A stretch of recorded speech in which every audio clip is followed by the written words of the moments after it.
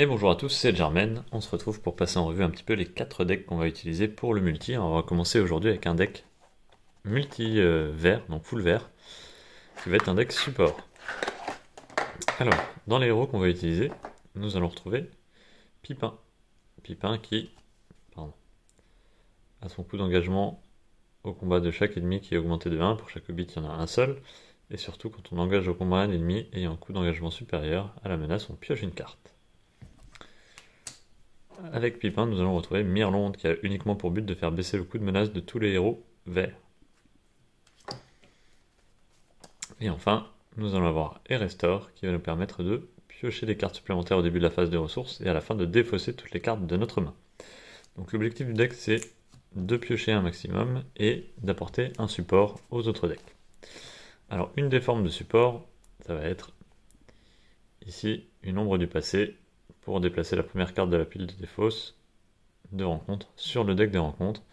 Donc quand on a une carte ombre qui est sortie, qui est inoffensive, on peut la remettre par-dessus pour l'avoir comme carte dans la zone de cheminement. Alors un petit chemin se crée histoire d'ignorer un lieu, pour ne pas le prendre en compte pendant la phase de quête. C'est une roue de secours, on peut le défausser facilement, on veut des cartes qu'on peut défausser également, parce qu'on va avoir besoin de jeter des cartes. La pierre elfique qui nous permet, lorsque le lieu est exploré, de permettre au premier joueur de mettre un allié en jeu depuis sa main gratuitement.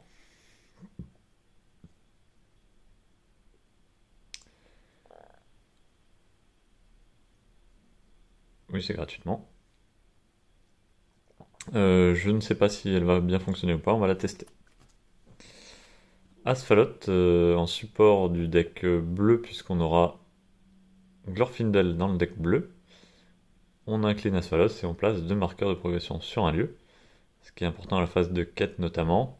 On va pouvoir faire sauter des lieux grâce à ce système.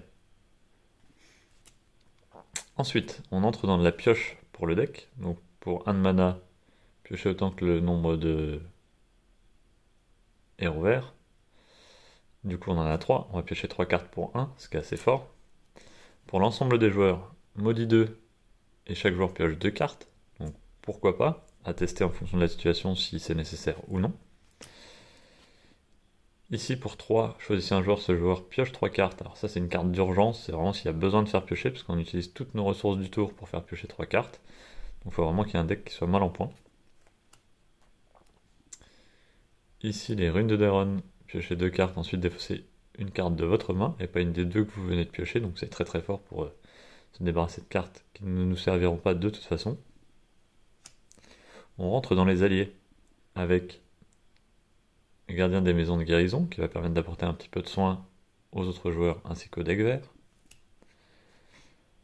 Glewin qui va permettre de piocher, de faire piocher un joueur. On a ici l'archiviste d'Erebor, c'est un nain, donc il y aura un autre deck nain. Donc on va avoir un engagement supplémentaire, vous devinez quel nain sera mis dans le deck. Et surtout, en payant une ressource, on redresse un personnage nain, donc on peut apporter du support au deck nain. Encore un nain avec le forgeron d'Erebor pour retrouver un attachement et le remettre de la pile de défausse pour le remettre dans la main. Donc assez important puisque c'est un nain, ça permet de remonter un attachement. On va voir qu'il y en a dans ce deck, mais il y en a aussi dans les autres decks. Donc c'est une carte qui va être, à mon avis, très utilisée. Ici on a le Ménestrel des Galadrim qui permet d'aller chercher dans les 5 premières cartes une carte événement et l'ajouter à notre main. L'intérêt ici il est principalement de faire jouer le combo que je vais vous présenter juste après. Donc le combo, on va reprendre, pardon. Hop. On va reprendre Pipin. On va aller lui attacher un bon repas. Donc le bon repas, pardon, on va présenter la carte quand même. Hop, le bon repas. Donc vous l'attachez à un héros Hobbit et défaussez le bon repas pour réduire de 2 le coût du prochain événement que vous jouez durant ce tour appartenant à la sphère d'influence du héros attaché. Donc on le place pour 0 en dessous de Pipin, on le défausse, et le prochain événement que l'on joue coûte une ressource. Donc ici l'événement c'est le conseil de Gildor. À jouer lors de la phase de quête, avant d'engager les personnages dans la quête, révéler une carte de moins durant cette phase. Comme on joue à 4, on aura 4 cartes à mettre. Avec cette carte-là, on n'aura plus que 3 cartes à mettre. Donc on sera 4 decks à s'engager dans la quête, mais on n'aura que 3 cartes à révéler, ce qui rend la carte très très forte.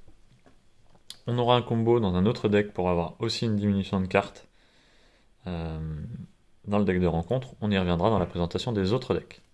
Et enfin, la dernière carte, le parchemin d'Isildur. Donc attachez cette carte à un héros vert. Il coûte 1 de moins pour chaque héros et il y a une ressource verte, donc il va coûter 1.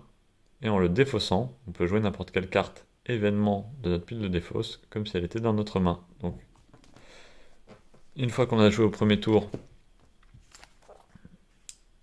le conseil de Gildor, on peut jouer le parchemin d'Isildur et le craquer pour rejouer ici le conseil de Gildor comme s'il était dans notre main, et ensuite on le remet sous le deck de pioche. Comme on va beaucoup piocher, eh bien ça va nous permettre de le jouer, on l'espère, 6 fois. On va tester combien de fois on arrive à le jouer. Donc voilà pour ce deck vert support.